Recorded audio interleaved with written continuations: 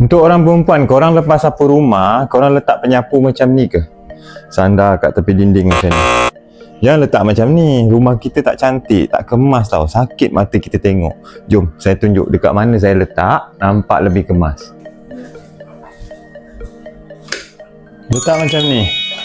1, 2, 3, 4, 5, 6. Saya beli 6. Hook ni, dia jenis stainless steel. Dekat bahagian sini ada hook, korang boleh gantung macam-macam barang. Dekat sini untuk clamp untuk bahagian penyapu.